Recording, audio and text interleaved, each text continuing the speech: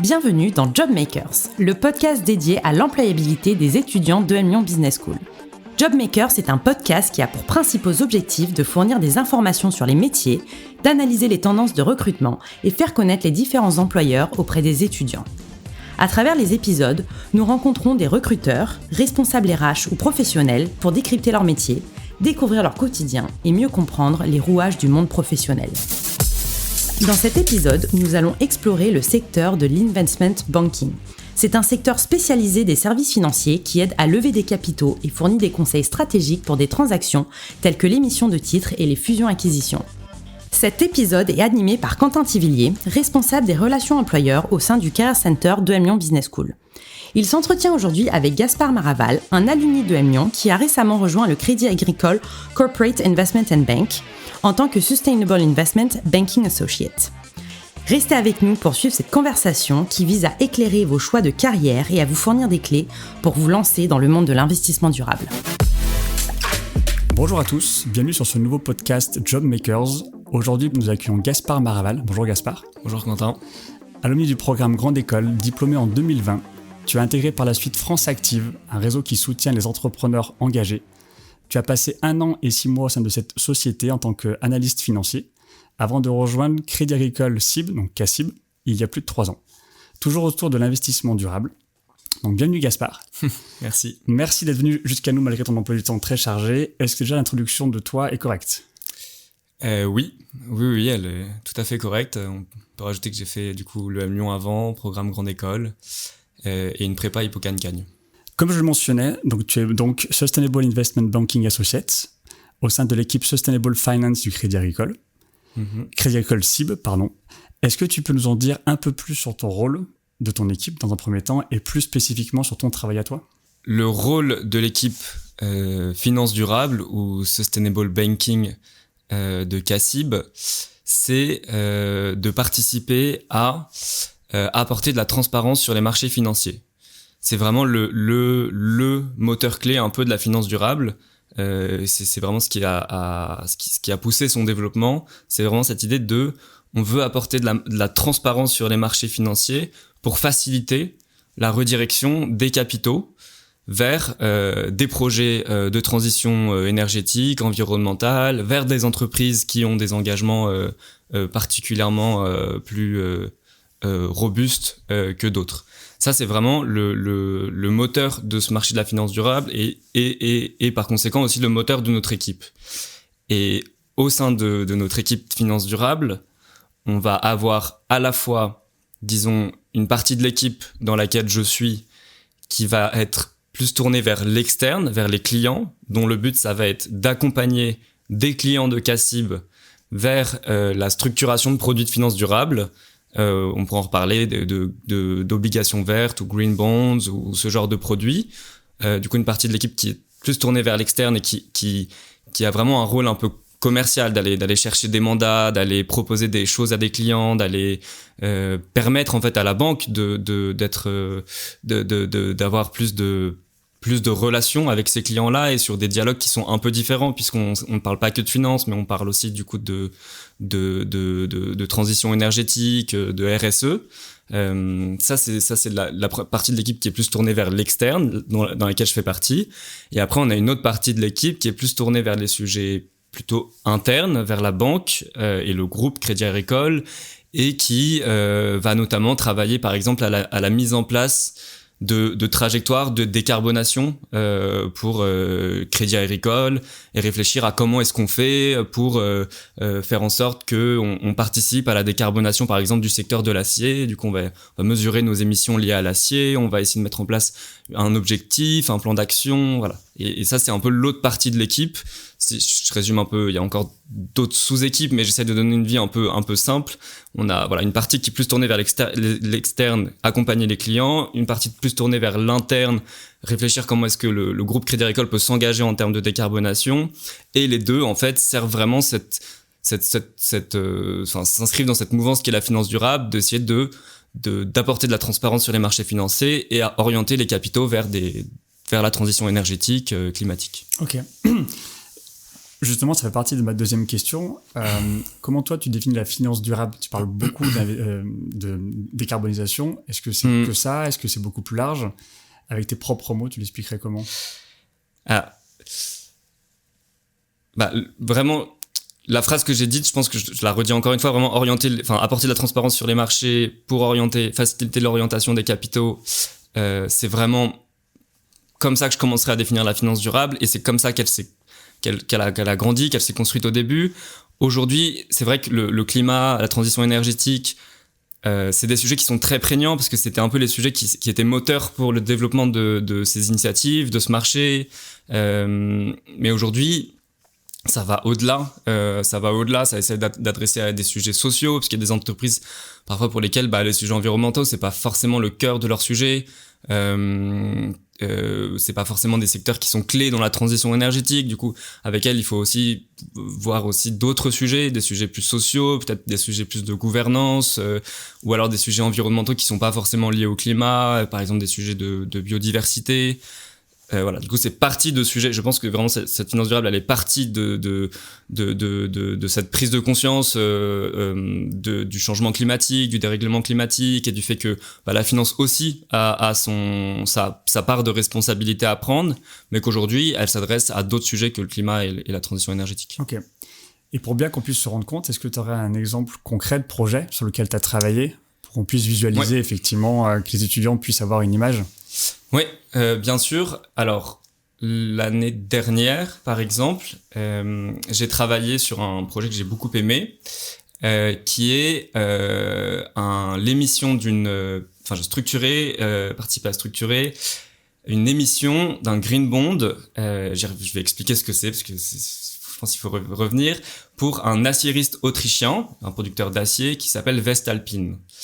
Et en fait, ce producteur d'acier autrichien, il avait un besoin de financement, et les équipes chez nous, DCM, Debt Capital Market, et le banquier qui s'occupe de la relation, du coup, préparaient une émission obligataire pour répondre aux besoins de financement de cette entreprise.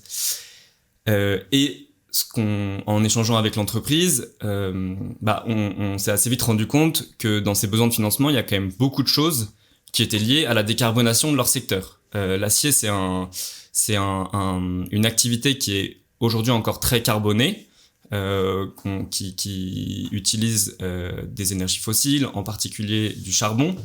Là, les fonds levés par cette émission obligataire allaient financer en grande partie la décarbonation des hauts fourneaux qui sont utilisés pour faire de l'acier, et passer de hauts fourneaux qui utilisent principalement des énergies fossiles, du charbon, vers des hauts fourneaux qui fonctionneraient avec de l'électricité provenant dans la vallée du Danube d'hydroélectrique. Et nous, notre travail là-dedans, ça a été de les aider à structurer un green bond. Un green bond, c'est un produit de finance durable dans lequel, je vais la faire simple sinon ça va prendre beaucoup de temps, dans lequel l'entreprise, elle s'engage à allouer les fonds vers des projets qui ont été définis à l'avance et dont on connaît un peu les vertus un peu en termes de transition énergétique, pour que du coup les investisseurs qui viennent acheter ce bond se disent « Ah oui, ok, là j'achète un bond qui va participer à la transition énergétique du marché de l'acier ».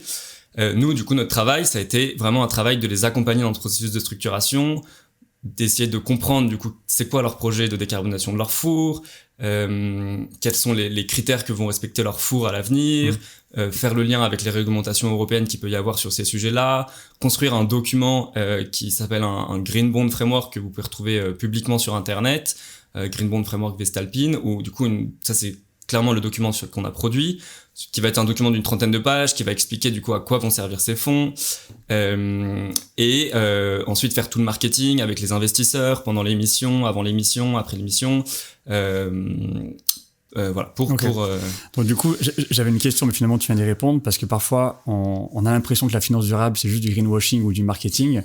Il y a des vrais projets concrets derrière. Oui, il y a des vrais projets concrets derrière. Je pense qu'il faut clarifier quand on parle de finance durable quelque chose, c'est que je leur dis, et je pense que ça va être un peu mon leitmotiv, la finance durable, c'est apporter de la transparence sur les marchés financiers pour faciliter la redirection de capitaux vers des enjeux de transition énergétique et climatique. C'est à la fois que ça, et à la fois c'est beaucoup. C'est à la fois que ça, parce qu'en fait, c'est pas ça qui va faire en sorte que tout seul que la transition énergétique elle ait lieu, et c'est pas ça qui va faire en sorte tout seul que la transition énergétique elle ait lieu dans le secteur de la finance. Je veux dire, les enjeux d'urgence climatique ils sont énormes, et en ce sens, il faut pas s'attendre à ce que la finance durable soit un moyen miracle d'y répondre, loin de là. En revanche, c'est aussi beaucoup parce que c'est vraiment une transformation en profondeur de la banque, cette chose-là. Ça veut dire que, le développement de cette finance durable dans la banque, c'est vraiment un changement vraiment de tous les processus internes de la banque pour prendre en compte en particulier sur le climat, le carbone. Prendre en compte le carbone quand on fait des décisions de financement, on prend pas plus seulement en compte la décision d'octroi en fonction d'analyse de marché, d'analyse de crédit, mais aussi en fonction d'une analyse de carbone, qu'est-ce que ça va représenter en termes d'émissions carbone. Et en fait, ce qu'il faut comprendre, c'est que oui, c'est à la fois une petite réponse au regard de l'urgence, mais c'est aussi beaucoup de changements dans la banque c'est pas un sujet marketing dans la banque, c'est vraiment un sujet qui a transformé les processus internes de la banque et de décision. Ok, très bien. J'aimerais qu'on revienne un tout petit peu plus en arrière maintenant pour parler du groupe CACIB, donc Crédit Agricole CIB. C'est un groupe qui est très connu côté étudiant, très attractif. Si on en croit la fréquentation lorsqu'ils viennent nous voir pour les Careers Forum. Pour ceux qui nous écoutent et qui connaissent encore peu ce secteur, est-ce que tu peux leur expliquer avec des mots, avec tes mots à toi, ce qu'est une banque d'investissement ? Oui, bien sûr. Alors, une banque d'investissement, c'est une banque qui s'adresse à des grands clients qui vont être principalement des grandes entreprises, mais aussi des institutions financières, du coup d'autres banques, d'autres fonds d'investissement, asset managers, assuranciers, mais aussi des entités publiques, des États, des régions, voilà. Du coup, une grande palette de clients, mais qui sont tous on va dire des grands clients dans la hiérarchie un peu qu'on peut faire sur le marché de taille d'entreprise ou de taille de secteur public. C'est ça. Et deuxièmement, une banque d'investissement, c'est aussi une entreprise qui va souvent mêler des grands types d'activités, à la fois une activité du coup de financement, faire des prêts, ça va être une grande première activité, mais qu'on pourrait aussi retrouver dans des banques de taille. Deuxième chose, ça va être une activité qui va aussi faire beaucoup d'opérations de marché, et ça je pense que c'est ce qui peut parfois la différencier de banques de détail, du coup avec une large palette de produits pour des produits financiers de marché, et enfin aussi parfois une activité, même souvent d'ailleurs une activité de conseil. Et là c'est plus les activités par exemple de M&A, ou même dans une certaine mesure, nous notre activité, il peut y avoir du conseil. Du coup voilà, je pense que ce qui définit la banque d'investissement, c'est, je pense, s'adresser à ce type de clientèle avec cette large gamme de produits de marché, de financement, de conseil. Ok, très clair. Comme je te le disais, c'est quelque chose c'est un secteur qui est assez attractif côté étudiant, et parallèlement, en discutant avec d'autres alumni qui travaillent déjà au sein des banques d'investissement, il y en a certains qui nous parlent d'une charge d'activité qui est assez élevée sur ces postes-là, alors dans les postes assez globales, transverses. Est-ce que toi tu le confirmes également? Est-ce que tu pourrais nous donner une idée de ton rythme de croisière? Ouais, bien sûr. Alors, oui, de manière générale, je dirais que la banque d'investissement, c'est un milieu où il y a une certaine charge de travail, et ça va peut-être aussi dépendre du type d'équipe dans laquelle on est, puisqu'il va parfois y avoir des postes, on va dire, plus front, ça veut dire des postes de gens qui sont directement en relation avec des clients. Par exemple, c'est le cas de l'équipe dans laquelle je suis. Dans ce type de poste, en effet, j'ai l'impression qu'il y a plus souvent une charge de travail qui peut être plus importante, avec parfois des pics d'activité, puisque en fait on est au service de nos clients. À l'inverse, mais je pense que c'est une généralité, c'est pas vrai dans tous les cas, les postes qui sont plus, quand vous regardez des offres qui sont plus des postes middle office ou de back office sont sans doute un peu moins ont un peu moins cette variation ou cette forte charge de travail.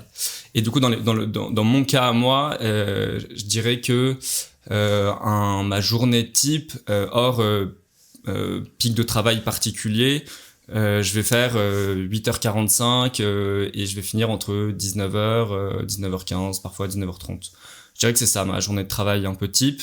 Voilà. Après, il peut y avoir des hausses. Parfois, il peut y avoir un creux au milieu du mois d'août. Enfin, mais ça reste okay. Ça. L'attractivité, le salaire ou la typologie du métier, il y a plein de facteurs effectivement qui peuvent motiver un étudiant à rejoindre ce secteur-là. Moi, j'aimerais avoir ton regard sur ça. Qu'est-ce qui t'a motivé à rejoindre une banque d'affaires comme CACIB et qu'est-ce qui te plaît actuellement dans ton travail? Est-ce qu'il y a aussi des avantages que tu voudrais mettre en avant sur le poste que tu as? Ouais, tout à fait. Avec plaisir, parce que je pense qu'il y a quand même pas mal d'avantages. Enfin, quand je me rends compte aujourd'hui travailler spécifiquement, enfin à la fois dans la banque d'investissement, mais spécifiquement dans cette équipe, je trouve qu'il y a quand même plusieurs avantages. Si je commence un peu par la banque d'investissement, je dirais qu'il y a des avantages en termes de faire partie d'un gros groupe, que ce soit du coup en termes de salaire, de rémunération, que ce soit en termes de ouverture géographique pour aller postuler peut-être à des postes à l'étranger,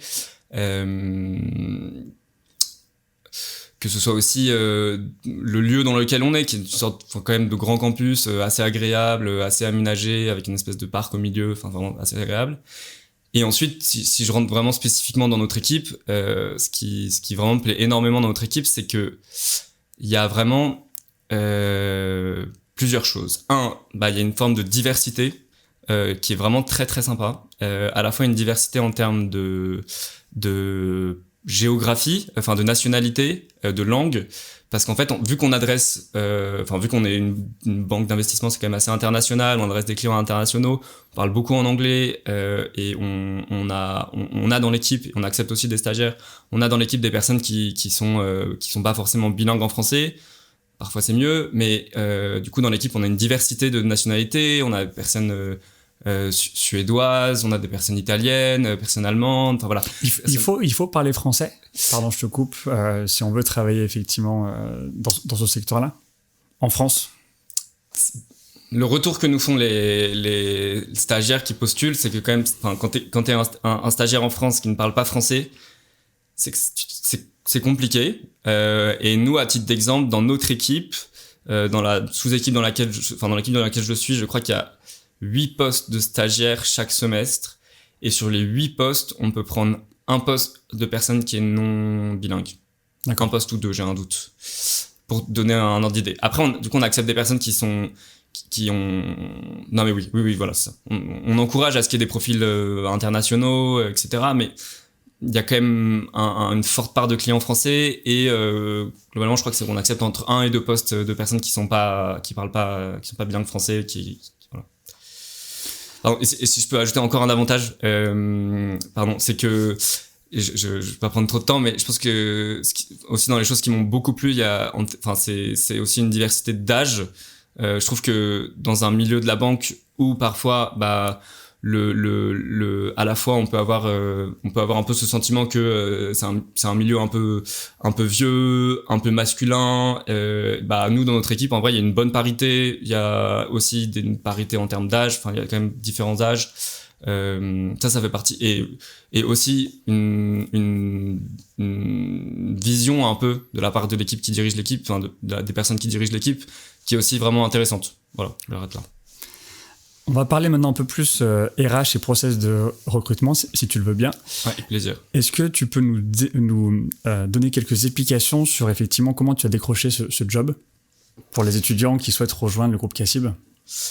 Ouais, alors, je pense que ça va pas étonner la manière dont fonctionne ce genre de recrutement, mais j'ai le réseau EM Lyon a servi puisque en fait c'est en contactant du coup une personne de ma promo à l'EM Lyon dans cette équipe que j'ai été mis au courant que une offre était sur le point de sortir. Et c'est à ce moment-là où j'ai postulé et où j'ai été pris. Ok. Voilà. Est-ce que tu peux nous donner quelques conseils sur un étudiant qui va commencer son parcours chez nous et qui sait déjà ce qu'il veut faire? Est-ce qu'il y a des cours qu'il faut suivre? Est-ce qu'il y a des expériences qu'il faut aller chercher pour se donner toutes les chances? Enfin, est-ce que tu as des bons conseils pour nos étudiants à ce niveau-là? Comme bon conseil, je dirais, ça vaut pour tout type de recherche, mais contactez des gens, n'arrêtez jamais de contacter des gens. Si c'est des personnes en CDI qui ont un peu plus de mal à vous répondre, contactez des stagiaires qui sont dans des postes, ils seront souvent un peu plus enclins parce qu'ils sont eux-mêmes étudiants. Du coup, vraiment contactez. Ça, plus vous le faites, plus vous comprendrez davantage les ramifications et les détails de ces univers, de ces postes. Ça, c'est vraiment très important. Et après, en termes de connaissances, regardez bien les fiches de poste des choses, des postes où vous seriez intéressé, et vraiment décortiquer ces termes, si ça renvoie à des réglementations, à des termes techniques. Vraiment, travaillez-les. Vraiment, on vous attend là-dessus. Et j'avais un dernier élément qui me sort de l'esprit. Mais... Est-ce que toi, par exemple, dans ton parcours, dans tes expériences, tu as été dans l'association du Petit Paumé, est-ce qu'il y a des éléments que tu trouves intéressants maintenant? C'est-à-dire, il y a des éléments que tu as vécu pendant ta scolarité et qui t'ont servi ou qui te servent encore au sein du groupe? En fait, moi, j'étais à une époque, je sais pas si ça a beaucoup évolué, où il y avait encore très peu de parcours ou de cours qui traitaient de ces sujets de finance durable, parce que c'est aussi un marché qui est un peu naissant, et ça se retrouve dans les profils des gens de l'équipe. Enfin, il y a personne qui a fait un cursus spécialisé de finance durable ou même des cours spécialisés de finance durable, alors que aujourd'hui, j'ai l'impression qu'on commence à voir ça dans les écoles. Moi, les cours qui étaient proposés et que j'ai fait et qui je trouvais très intéressants, c'était plus sur des sujets de microfinance. Ok, super. Deux dernières questions pour terminer. Donc, tu es en poste depuis à peu près 3 ans et demi désormais. C'est quoi les évolutions de carrière possibles ensuite que tu vois au sein du groupe pour toi? Alors, pour moi, ce que je vois, il y a plusieurs choses. Il y a à la fois une évolution qui peut être simplement de rester dans l'équipe pour essayer de gagner en seniorité toujours dans cette équipe-là. Parce que c'est des sujets qui m'intéressent et que, comme je l'ai expliqué tout à l'heure, l'équipe, elle est vraiment, vraiment super. Il y a ça peut être aussi rester dans l'équipe, mais profiter du fait que cette équipe, elle est internationale, puisqu'il y a des gens dans, je pense, une 15aine de pays dans le monde, pour essayer de voir si à un moment il y a une opportunité pour aller dans un pays à l'étranger.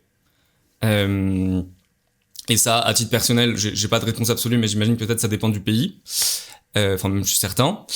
Et la dernière chose, c'est j'ai pas encore d'idée claire dans ma tête, mais j'imagine peut-être en continuer à apprendre les métiers de la banque, parce que moi aussi, en étant dans cette banque d'investissement, je découvre petit à petit mieux les métiers de la banque, aller dans un autre métier. Et là-dessus, okay. Le groupe Crédit Agricole, le CACIB, il favorise.